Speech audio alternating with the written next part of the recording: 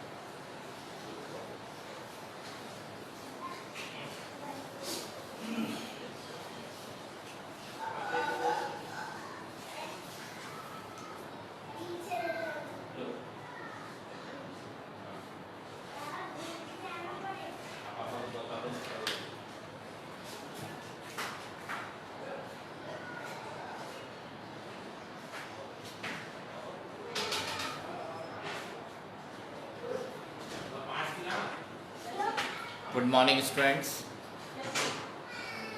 पिछली क्लास में कल हमने जो टॉपिक देखा था उस टॉपिक का नाम था relation between line voltage and phase voltage in star connected system. उसमें हमने ये वाला टॉपिक देखा था कि V R, V Y and V B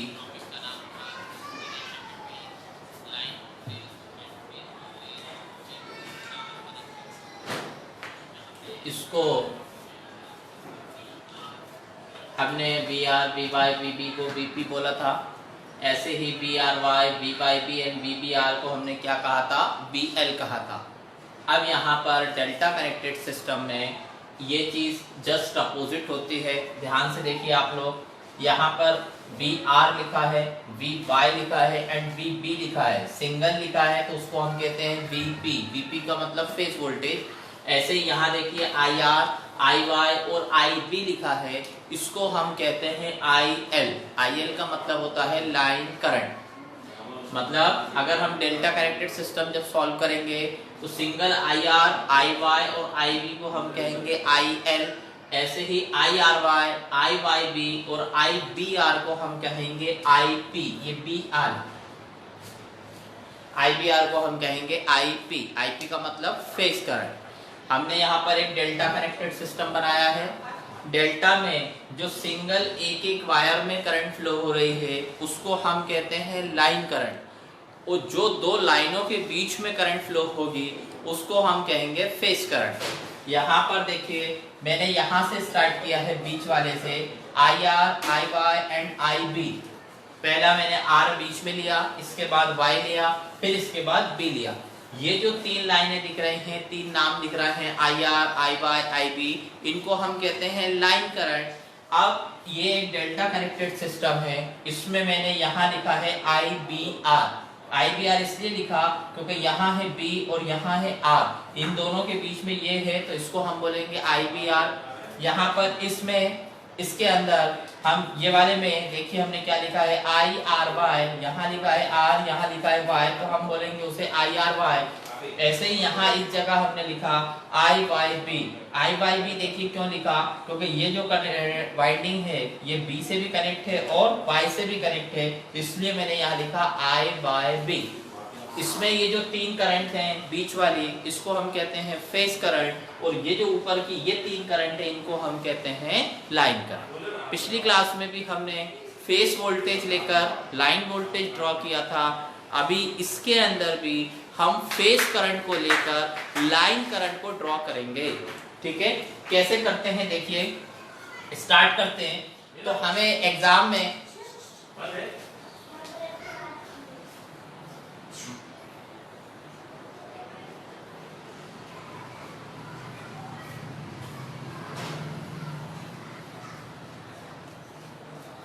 exam में हमें कोई भी एक सॉल्व करना है, कैसे सॉल्व करते हैं वो देखिए। यहाँ पर अगर हम ये दो फेज करंट को लेंगे, ध्यान से देखना, ये दो फेज करंट को लेंगे तो ये वाली करंट निकल जाएगी, ये दो फेज करंट को लेंगे तो ये वाली करंट निकल जाएगी, ये दो करंट को लेंगे तो हम ये वाली करंट निकल जाएगी। ठीक है, अब हमें पता कैसे चलता है कि कौन सी करंट निकलेगी? तो सबसे सिंपल तरीका, दोनों फेज करंट में जो कॉमन हो वो करंट निकलेगी। फॉर एग्जांपल इन दोनों की अगर हम बात करें तो इन दोनों में हमें कॉमन B दिख रहा है तो B निकलेगा। इन दोनों में कॉमन क्या है? R निकलेगा। इन दोनों में कॉमन क्या है? Y निकलेगा। यहां तक समझ आई बात? अब हम फेजर कैसे बनाते हैं देखिए, स्टार्ट करते हैं फेजर।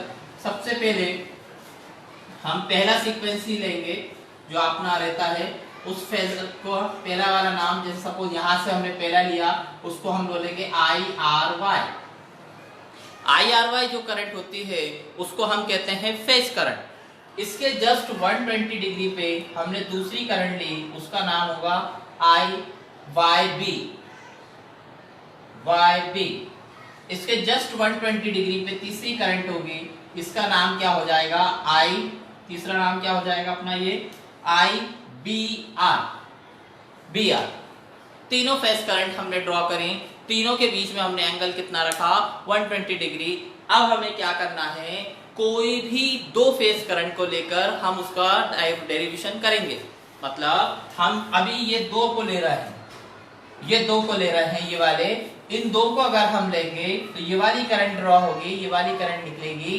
कैसे निकालना है देखिए, यहाँ पर हमने IRY लिया, जस्ट इसके यहाँ पर IYB लिया, इसके यहाँ पर हमने IBR लिया, तीनों एक दूसरे के 120 हैं। तो हमें अभी ये वाली करंट चाहिए, कौन सी करंट चाहिए? IR। तो कौन कौन से चाहिए फेज करंट? हमें IBR चाहिए होगी और IRY चाहिए होगी। तो हम क्या करेंगे, इसके जस्ट अपोजिट एक करंट ड्रॉ करेंगे, इस करंट का नाम हो जाएगा IBR। ठीक, इसके बाद यहाँ पर, इसके बाद इन दोनों के बीच में रिजल्टेंट निकालेंगे, जैसा कि पिछली क्लास में अपन ने निकाला था। यहाँ जो रिजल्टेंट आएगा इस जगह पर, इसको हम कहेंगे IR मतलब हो गई लाइन करंट। ये जो एंगल होगा, इस एंगल को हम कहेंगे एंगल कितना होगा? 60 डिग्री, क्योंकि पूरा 120 था, बीच में से आपने आधा किया है यहाँ से, तो ये पूरा हो जाएगा 60 डिग्री। ठीक है, तो अभी ये डायग्राम बनाइए और ये फेजर बनाइए, क्योंकि मैं ये वाला डायग्राम मिटाऊंगा। फिर हम इस फेजर को तीनों साइड के लिए ड्रॉ करेंगे, देन उसके बाद आगे फिर सॉल्व करेंगे। कितना बनाइए जल्दी से, और जितने लोग भी ऑनलाइन आ गए हैं वो सब अपनी ब्रांच एंड रोल नंबर डाल दिए।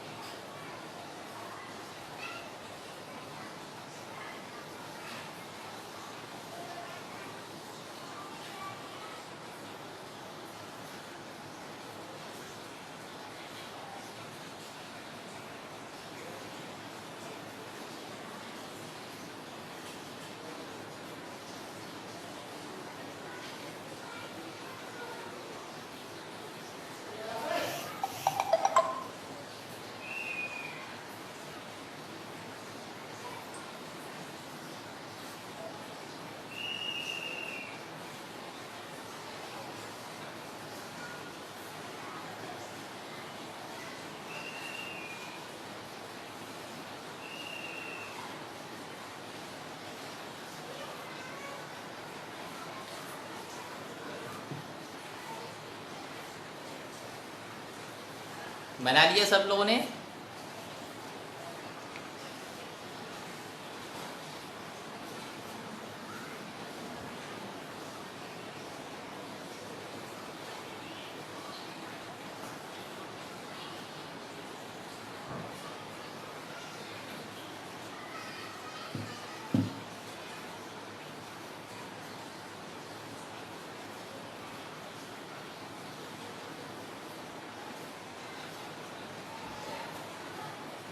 अब इसके बाद हमें क्या करना है, देखिए ये दोनों को लेके हमने इसको सॉल्व किया था, तो अभी हम पहले इसको कंप्लीट करेंगे, उसके बाद फिर आगे बढ़ेंगे।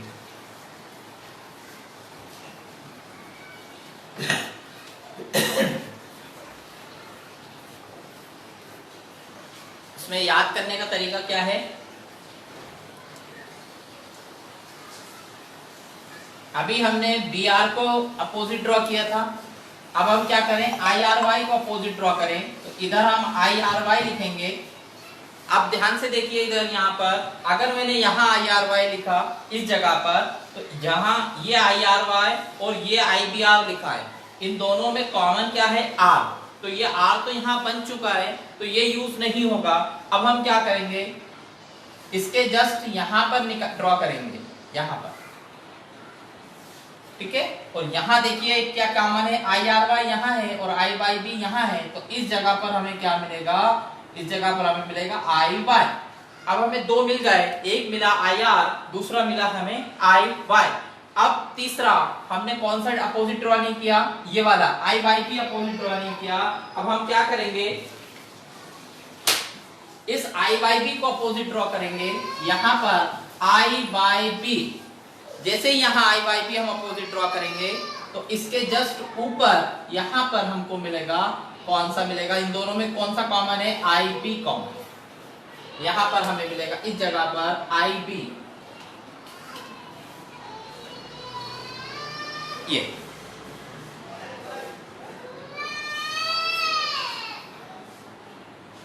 ठीक है। चलिए ये तीनों एग्जाम में आपको बनाना है, खाली एक साइड का नहीं बनाएंगे, दोनों साइड का, तीनों साइड का हमको दिखाना पड़ेगा कि हमने तीनों ऐसे ड्रॉ किए हैं। वो सॉल्व सिर्फ हम एक के लिए करेंगे। अब हम इसको आगे सॉल्व करते हैं।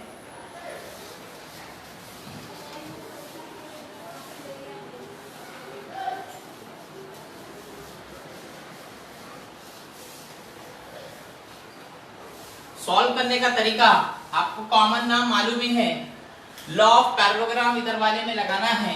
तो आई आर बराबर under root of I R Y का square plus I B R का square plus 2 I R Y into I B R into cos 60। ये फॉर्मूला हम लगाएंगे, ये फॉर्मूला के बोलते हैं हम लॉ ऑफ पैरेललोग्राम। इसमें ये जो वैल्यूज यहाँ लिखी है बोर्ड पे देखिए, इधर I R I Y I B का कॉमन नाम I L, I R Y I Y B और आई बी आर का कॉमन नाम आई पी। ये वैल्यू हम यहाँ इसमें पुट करेंगे, तो आई आर की जगह क्या आ जाएगा, आई एल आएगा, under root of I R Y का स्क्वायर मतलब आई पी का स्क्वायर, आई वाई बी का स्क्वायर मतलब आई पी का square plus 2 I P into I P cos 60 1/2, 2 से 2 कैंसिल। इस सबको जब आप सॉल्व करोगे तो मिलेगा अंडर रूट 3 आई पी का स्क्वायर, स्क्वायर से ये रूट क्या होगा, कैंसिल हो जाएगा, और यहाँ आपको मिलेगा I L is equal to root 3 I P. ये फॉर्मूला इंपॉर्टेंट है, आप लोग इसको ध्यान रखिएगा। डेल्टा कनेक्टेड सिस्टम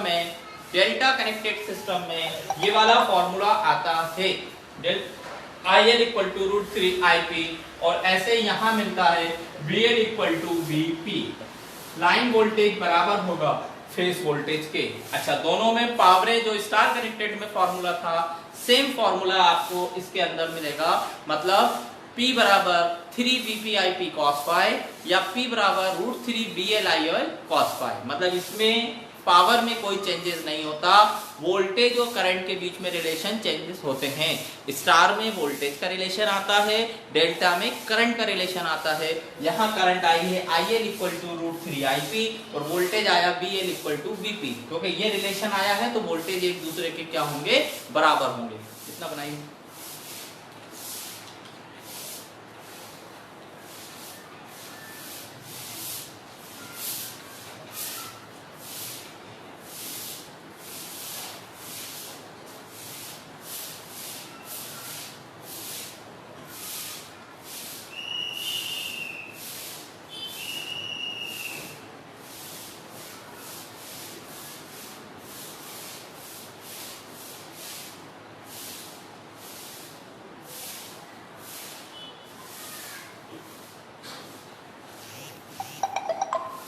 सभी लोग अपनी ब्रांच रोल नंबर डालिए,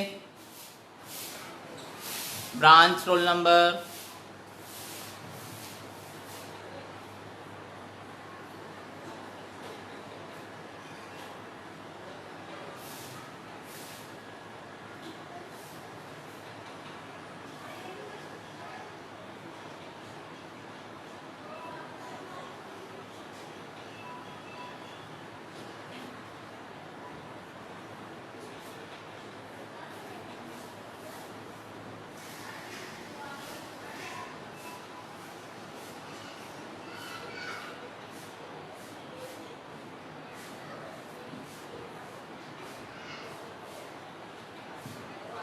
ये है था relation between line current and phase current in delta connected system. ठीक है,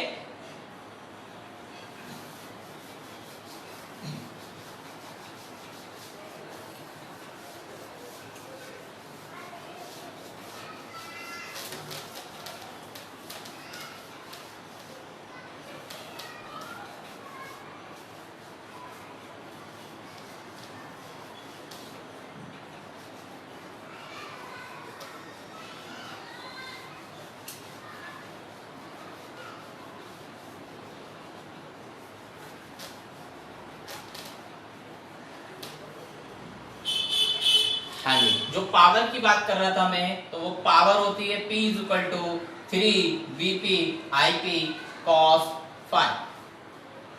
ऐसे ही लाइन के टर्म्स में अगर निकलेगी तो वो निकलेगी √3 VL IL cos phi। ठीक है, मतलब जो फॉर्मूला स्टार में पावर का होता है वही डेल्टा में होता है, क्योंकि वोल्टेज और करंट के बीच में रिलेशन आता है। तो यहाँ VP की जगह BL, IEP की जगह हमने क्या रख दिया IL बाय √3। तो यहाँ 3 था तो √3 इंटू √3, एक √3 कट जाएगा तो √3 VL IL cos phi ही हमें मिलेगा, मतलब पावर में कोई चेंजेस नहीं होंगे। ठीक है, अब इसमें एक न्यूमेरिकल भी आता है एग्जाम में, एक 2 बार वो न्यूमेरिकल आ चुका है, तो न्यूमेरिकल में बता रहा हूं। एक वर्ड यूज किया जाएगा ए बैलेंस स्टार कनेक्टेड या डेल्टा कनेक्टेड लोड। तो बैलेंस का मतलब ये होता है कि सपोज एक रेजिस्टेंस और एक इंडक्टेंस है, इसमें बोला है बैलेंस सिस्टम। तो अगर यहाँ वैल्यू है 6 + 8i और तो दूसरे साइड में भी जो वैल्यू होगी, दूसरे साइड फेस पे जो लोड होगा वो वैल्यू भी कितनी होगी 6 + 8i, ये भी होगी 6 + 8i। मतलब तीनों साइड जो वैल्यूज होंगी वो पूरी बराबर होंगी, इक्वल होंगी, उसको हम कहते हैं बैलेंस सिस्टम।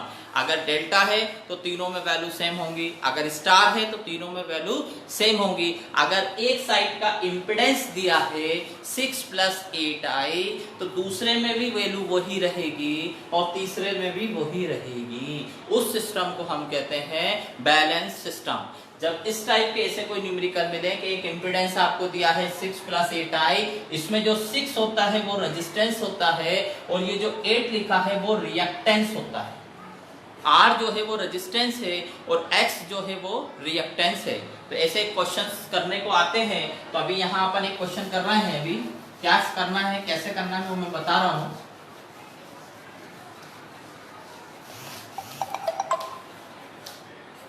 देखिए क्वेश्चन में बोला है a balance star connected load, balance बोला है,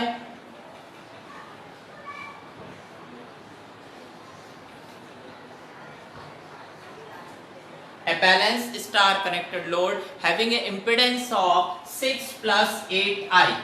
impedance दिया है 6 plus 8i, बैलेंस बोला है मतलब 6 plus 8i, ये भी 6 plus 8i, ये भी 6 plus 8i, ये रेजिस्टेंस और ये रिएक्टेंस, जिसमें 6 क्या है रेजिस्टेंस, 8 क्या है reactance. Star connected load having impedance of 6 plus 8i and 400 volt. 400 volt दिया है, तो आपको ये जो 400 वोल्ट दिया है ये VL दिया है, VL दिया है 400 वोल्ट. एंड आपसे पूछा है calculate line current, phase current, active power and reactive power. तो स्टेप नंबर 1, सबसे पहला काम इस क्वेश्चन में हमको VP निकालना रहेगा. VP कैसे निकालते हैं, ये स्टार कनेक्टेड सिस्टम है, तो यहाँ फॉर्मूला क्या लगेगा VL अपॉन √3. तो VL की वैल्यू है 400, √3 रहेगा, ये आएगा 230 पॉइंट समथिंग. तो एग्जैक्ट हम उसको लिखेंगे 231 231 यूनिट इज वोल्ट. ये फेज वोल्टेज आ गया. इसके बाद हमें ZP निकालना है. Z का मतलब होता है इम्पीडेंस है, P का मतलब होता है एक फेज में. तो एक फेज का इम्पीडेंस अगर हमें निकालना है और ये फॉर्मेट दिया है, तो यहाँ इम्पीडेंस निकालने के लिए हम फॉर्मूला लिखेंगे 6 स्क्वायर प्लस 8 स्क्वायर. तो इसको जब आप सॉल्व करोगे तो इसकी वैल्यू आएगी 10 ओम. ये इम्पीडेंस है, इम्पीडेंस की यूनिट होती है ओम. तो ZP आपके पास आ गया 10 ओम. अगले स्टेप में इसके बाद हमें क्या करना है, ओम्स लॉ से V इक्वल टू IR आपको मालूम, तो R की जगह हम Z लिखेंगे, Z की जगह यहाँ ZP लिखेंगे, I की जगह IP लिखेंगे और V की जगह VP लिखेंगे. यहाँ से हमें IP निकलेगा, तो IP बराबर होगा VP अपॉन ZP.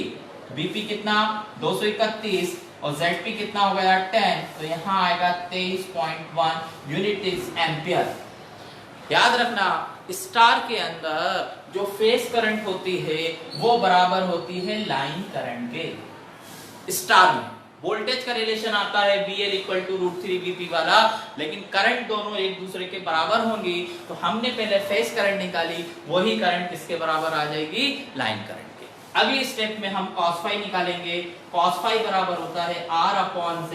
R की वैल्यू कितनी दी है 6, Z की वैल्यू 10, तो हम लिखेंगे 0.6 और यहाँ ये इंडक्टर के फॉर्म में है, तो हम यहाँ लिखेंगे लैगिंग, LAGGING. इस चीज का ध्यान रखना, 0.6 जो पावर फैक्टर आया वो लैगिंग आएगा. इतना उतारिए.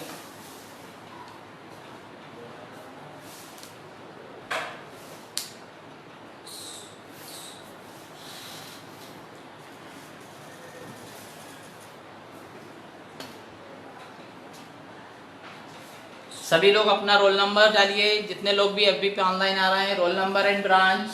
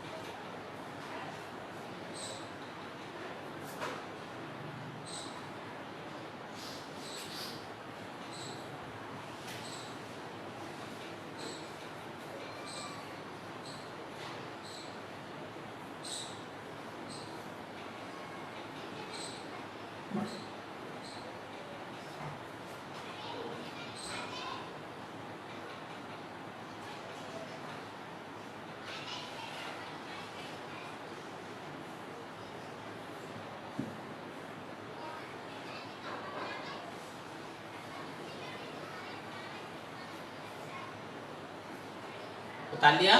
अब स्टार कनेक्टेड सिस्टम में बैलेंस सिस्टम है, रेजिस्टेंस रिएक्टेंस हमें मालूम हो गया, वीपी निकाल लिया, जेडपी निकाला, इसके बाद वीपी के बाद हमने आईपी निकाला, फिर कॉस फाई निकाला।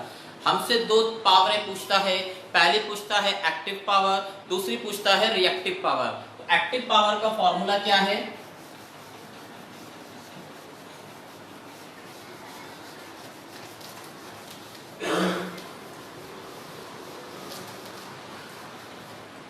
एक्टिव पावर का फॉर्मूला P बराबर फॉर्मूला होगा 3 VP IP cos फाई। पहला फॉर्मूला ये फेज के टर्म्स में है। अगर लाइन के टर्म्स में हमको रखना है एक्टिव पावर का formula √3 VL IL cos phi. ठीक है, तो यहां इस चीज का ध्यान रखेंगे कि हम दोनों में से किसी में भी रख सकते हैं, लेकिन जब आप ऊपर वाले में रखोगे तो वोल्टेज फेस वोल्टेज रखोगे और करंट जो है फेस करंट रहेगी। तो करंट तो दोनों में सेम होगी, लेकिन वोल्टेज अलग अलग होगा, क्योंकि इसमें वोल्टेज आ रहा है BL 400 वोल्ट, इसमें वोल्टेज आएगा 231। ठीक है, अब हमें क्या करना है आगे देखिए। इसमें पावर की value √3 as it is, VL की जगह 400, IL की जगह कितने निकली थी 230.1, IL की वैल्यू cos फाई कितना निकला था अपना 0.6। जब आप इसको सॉल्व करोगे तो जो आंसर आएगा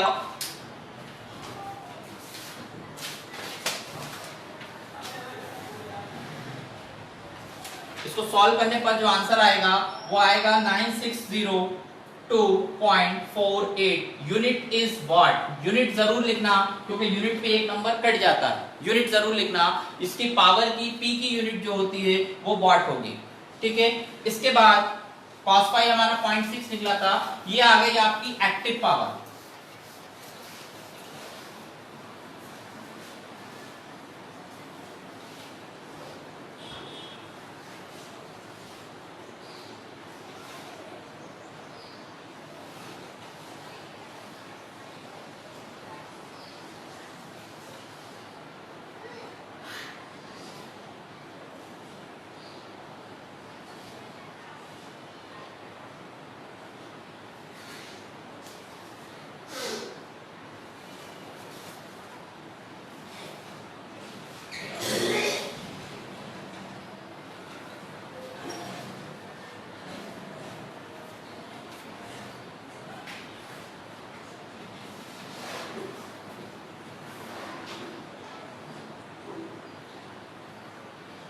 ठीक है, अब इसके बाद हमें रिएक्टिव पावर निकालना है। तो रिएक्टिव पावर में जो फॉर्मूला होता है, रिएक्टिव पावर में जो फॉर्मूला होगा वो Q बराबर होता है √3 VL IL sin फाई।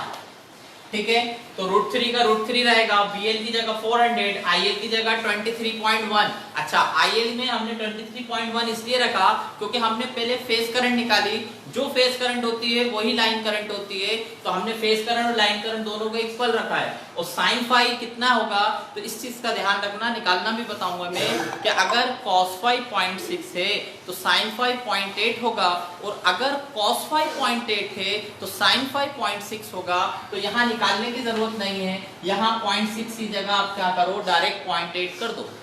जैसे ही आप 0.8 करोगे तो यहाँ जो Q की वैल्यू है वो आपकी निकल जाएगी, इसकी यूनिट भी चेंज होगी। रिएक्टिव पावर जो होती है उसकी यूनिट होती है वोल्ट एम्पियर रिएक्टिव।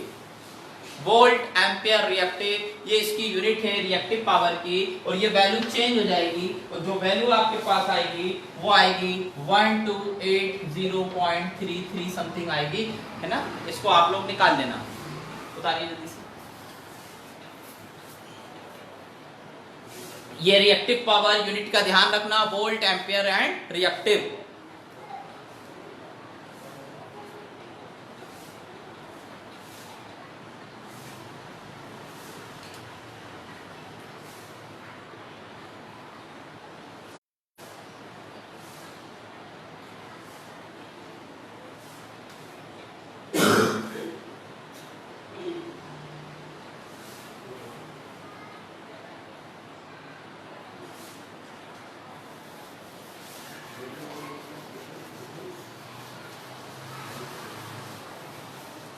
ये cos फाई है अपने पास, cos फाई बराबर 0.6, तो फाई बराबर होगा cos इनवर्स 0.6, तो फाई की वैल्यू निकालेंगे और इनवर्स कैसे करेंगे, कैलकुलेटर पे शिफ्ट दबाकर cos दबाएंगे तो cos इनवर्स आ जाएगा, उसके साथ 0.6 लिख के इक्वल टू दबाएंगे तो फाई की वैल्यू आ जाएगी। जो भी वैल्यू आए फाई की वो साइन के साथ रखेंगे, तो पहले साइन प्रेस करेंगे फिर फाई की वैल्यू पुट करेंगे, तो ये आपका आएगा 0.59, तो इस सॉरी 0.79, इसको हम लिख सकते हैं 0.8। ठीक है, तो इनवर्स करके आपको cos फाई और sin फाई की वैल्यू निकालना है। cos फाई आपको दिया रहेगा, sin फाई आपको निकालना पड़ेगा। कल आप लोगों का इलेक्ट्रॉनिक्स का टेस्ट है, लास्ट वाली यूनिट बेसिक इलेक्ट्रॉनिक्स का कल टेस्ट है 10 से 10:30, तो जितने लोग भी एफबी पे अभी आज आए हैं कल भी आपको ऑनलाइन आना है और टेस्ट देना कंपलसरी है। इलेक्ट्रॉनिक्स वाली यूनिट बहुत इंपॉर्टेंट है, उसमें थ्योरी आती है, सिलेक्टेड क्वेश्चंस आते हैं, मुश्किल से टोटल 10 टॉपिक हैं और 10 में से आपको 4 टॉपिक एग्जाम में मिलेंगे इलेक्ट्रॉनिक्स वाली, तो अच्छे से करिए क्योंकि बाकी जो 4 यूनिट्स है उसमें कंफर्म नहीं है कि कौन सा न्यूमेरिकल आ रहा है, क्या आ रहा है, लेकिन इलेक्ट्रॉनिक्स वाले पोर्शन में कंफर्म है कि 2-3 क्वेश्चंस वहां से मिल जाएंगे आपको, इसलिए वो यूनिट भी इंपॉर्टेंट है। कल आप लोग सुबह 10 बजे टेस्ट के लिए कंपलसरी आइए। ठीक है, थैंक्स।